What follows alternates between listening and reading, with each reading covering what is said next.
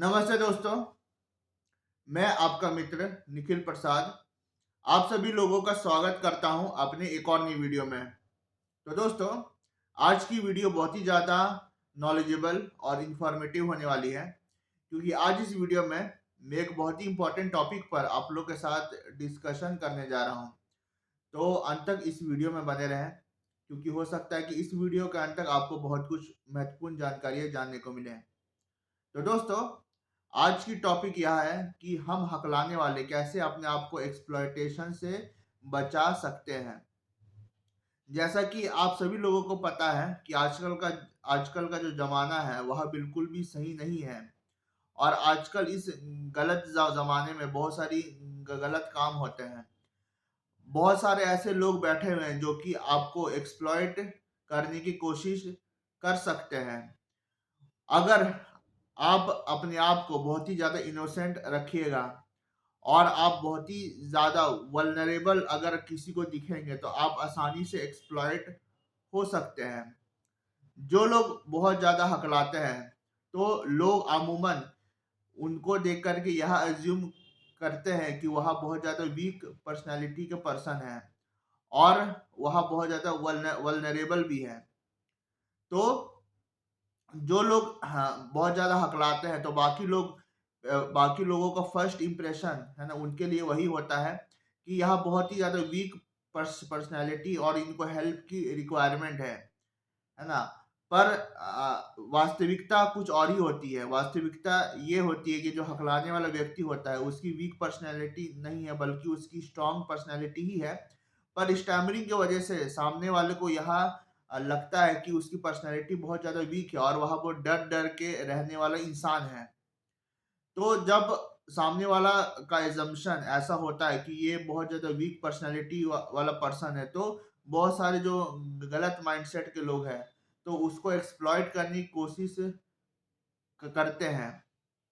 बहुत सारे जो बेकार किस्म के लोग हैं, पहले तो उनका मजाक उड़ाएंगे, है ना, उनको हरास करने की कोशिश करेंगे। और बहुत सारे ऐसे भी लोग होते हैं कि उनका मजाक नहीं उड़ाते हैं, बल्कि वह दिखाते हैं कि वह उनके बहुत अच्छे दोस्त हैं, है ना, पक्के मित्र हैं, और बाद में उनका बहुत बड़ा एक्सप्लॉयटेशन करके निकल जाते हैं। हो सकता है कि उनसे कुछ पैसे की ठगी कर दे, या उनसे कुछ लूट करके ले जाए, या हो सकता है कि वर्क प्लेस में उनका एक्सप्लॉयटेशन हो जाए।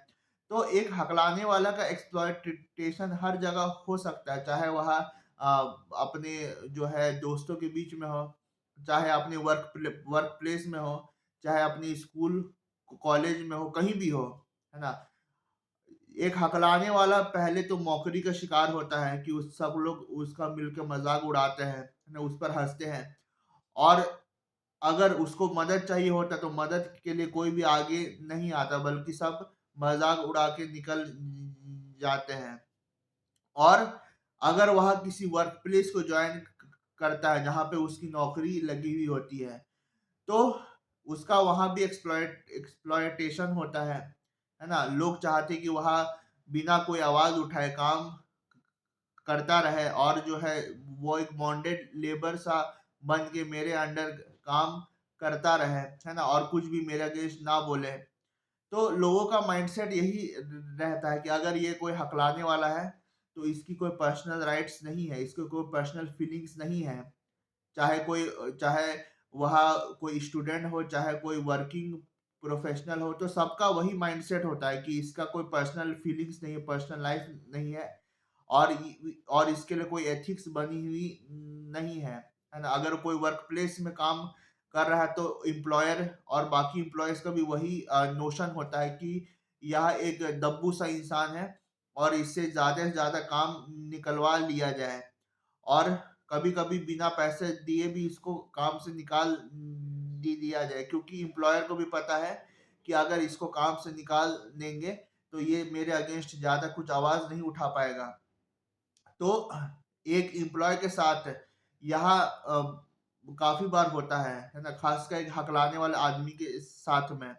हर जगह उसका एक्सप्लॉयटेशन होता है, और हर हर जगह वह विक्टिम बनकर रह जाता है। तो मैं आपको बताऊँगा कि आखिरकार आप अपने आप को एक ऐसे आदमी कैसे बनाए जो कि हर जगह एक्सप्लॉयटेशन से बच पाए, क्योंकि हर जगह आपको पता है कि एक्सप्लॉयटेशन बहुत हो रही है। और अगर आप एक हकलाने वाले इंसान हैं जो कि काफ़ी ज़्यादा लगते हैं लोगों को कि आप वीक पर्सनैलिटी के हैं, तो आपका एक्सप्लॉयटेशन होना पक्का है। तो मैं आपको पहला टिप यह दूँगा कि आप पहले तो अपनी एजुकेशन पे फ़ोकस करिए। जो भी हकलाने वाले कम पढ़े-लिखे लोग हैं, है ना? तो पहले मैं उनको यह एडवाइस दूँगा कि आपके लिए एजुकेशन बहुत ज़्यादा मस्ट है। क्योंकि ये जो एजुकेशन होती है, ये सिर्फ़ आपको नौकरी मिलने में मदद नहीं करती है, बल्कि आपका ओवरऑल पर्सनैलिटी क्या होने वाला है, ये भी डिसाइड करती है। बहुत सारे लोग ये कहते हैं आजकल के ज़माने में कि एजुकेशन का कोई वर्थ नहीं रह गया। जो डिग्री होल्डर है, वो भी बेरोज़गार है और जो कम पढ़ा-लिखा है, वो भी बेरोज़गार है ना? तो बहुत सारे लोग ये कहते हैं कि पढ़ लिख के कोई ख़ास फ़ायदा नहीं है। अगर आप ज़्यादा पढ़ लिख लोगे, तो आपको कोई ख़ास नौकरी मिलने वाली नहीं है और अगर कम पढ़े लिखे रहोगे, तो एट लीस्ट आप चाय वग़ैरह बेच करके अपना खर्चा-पानी निकाल पाओगे। तो बहुत सारे लोगों का ऐसा कहना, पर मेरा थिंकिंग कुछ और है। मेरा थिंकिंग ये है कि एजुकेशन बहुत ज़्यादा इम्पोर्टेंट फैक्टर है आपके ओवरऑल पर्सनैलिटी के लिए और आपके ओवरऑल लाइफ़ के लिए। क्योंकि अगर आप एजुकेटेड नहीं रहेंगे, तब आप लाइफ़ में ज़्यादा कुछ अचीव नहीं कर पाएँगे। भले आपको एजुकेशन कंप्लीट होने के बाद, है ना, स्टार्टिंग में ही कोई हाई इनकम की जॉब ना ना लग पाए, पर अगर आप एजुकेटेड रहेंगे, तो आप अपने दम पर भी बहुत कुछ कर सकते हैं और लाइफ़ में आगे बढ़ सकते हैं।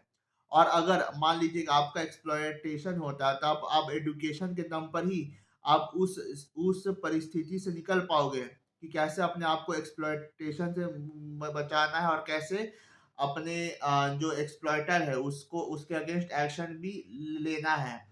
तो एजुकेशन बहुत ही ज़्यादा इम्पोर्टेंट है मेरे दो दोस्तों, क्योंकि अगर आप एजुकेटेड नहीं रहेंगे तो हर कोई आपका हक मार के छीन के खा जाएगा और आपको कहीं भी इंसाफ मिल नहीं पाएगा।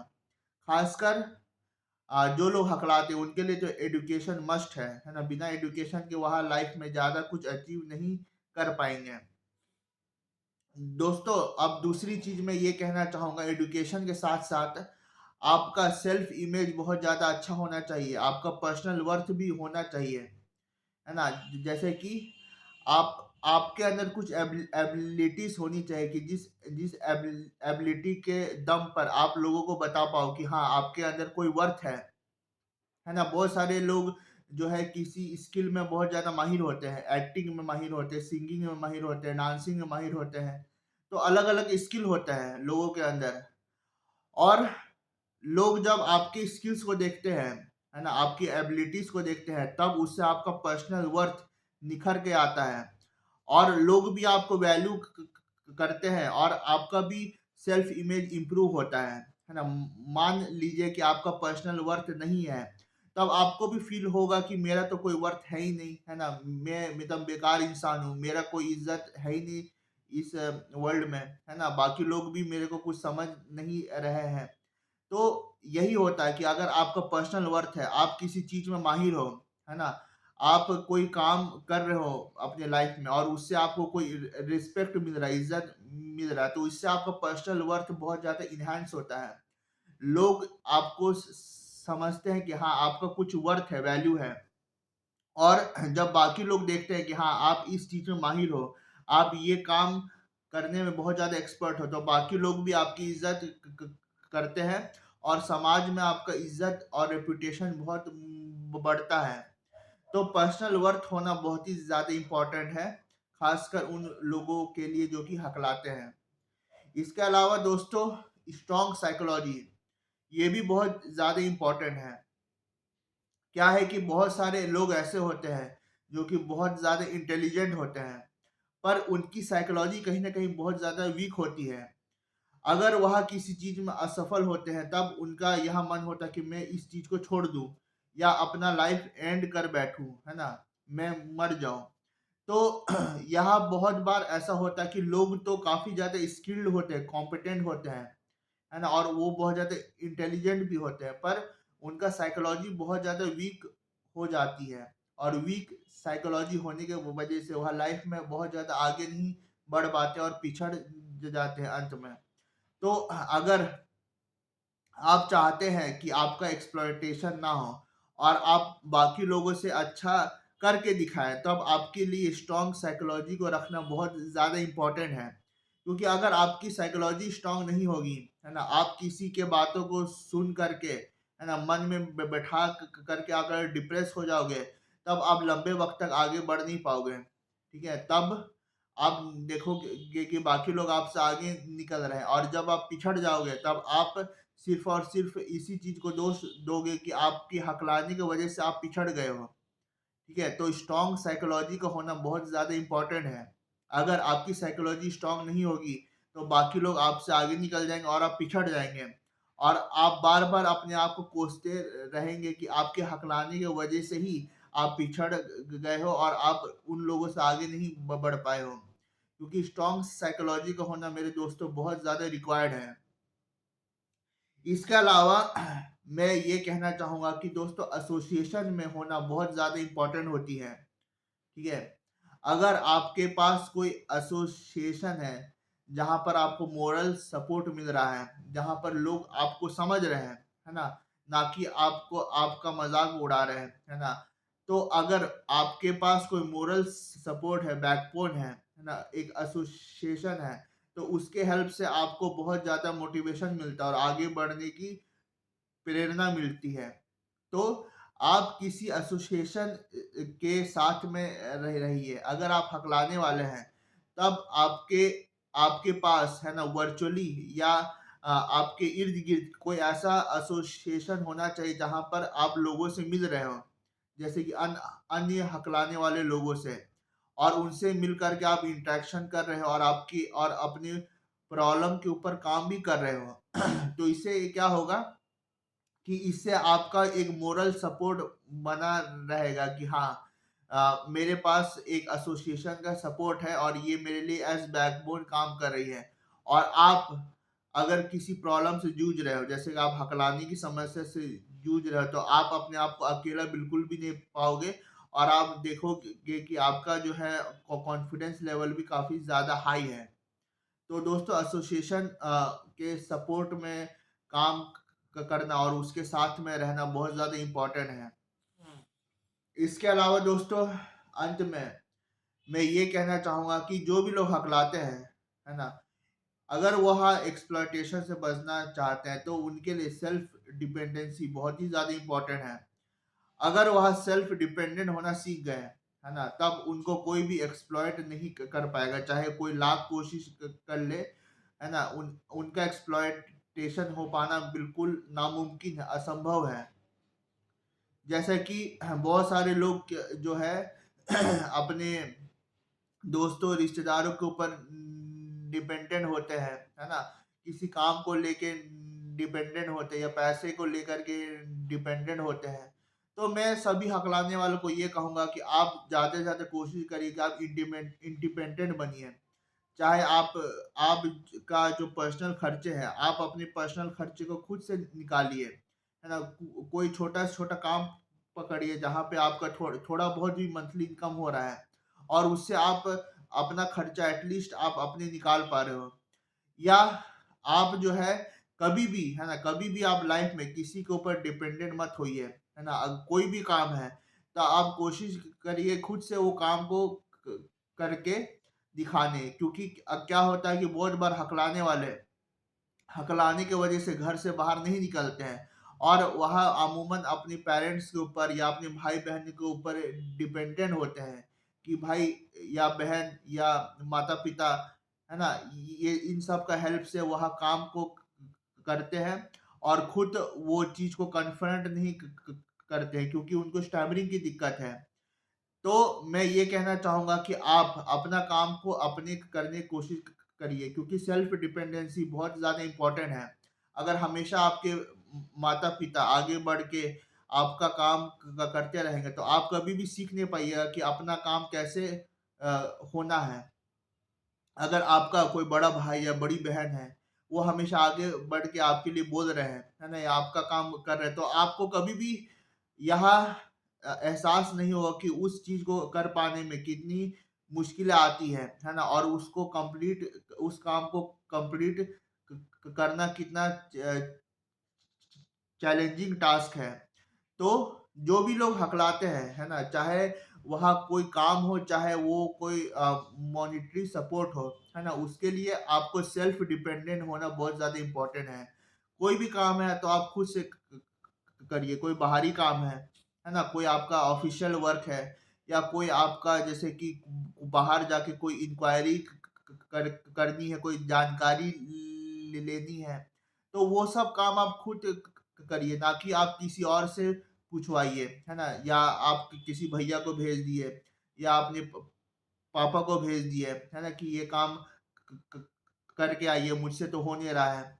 तो ऐसा आखिर कब तक चल पाएगा, है ना? लंबे वक़्त तक ये चीज़ चल नहीं पाएगा, क्योंकि आप कभी न कभी बड़े तो होंगे ही, है ना? और जब आपके ऊपर यह चीज़ आएगी, तब आप देखेंगे कि आप उस काम को कर पाने में असमर्थ हैं, है ना? अगर आपको बाहर जा कर के कुछ काम को कर दिखाना है, तो आप देखेंगे कि आप जो है उस काम को कर नहीं पा रहे हैं, है ना? आपके अंदर जो है कॉम्पिटेंस लेवल बहुत ज़्यादा कम है। वही आपके बड़े भाई, है ना? जो इस काम को हमेशा से आपके लिए करते आए हैं, वह इस काम को बाएँ हाथ से कर रहे हैं और इनके लिए और उनके लिए कोई बड़ा काम नहीं है। और आपको भी यह महसूस होगा कि मैं तो इनकॉम्पिटेंट पर्सन हूँ, है ना? मैं उस काम को कर नहीं पा रहा हूँ जो कि मेरे अन्य भाई-बहन कर पा रहे हैं या मेरे माता-पिता कर पा रहे हैं। तो आपको ये फीलिंग को अपने अंदर से निकालना है।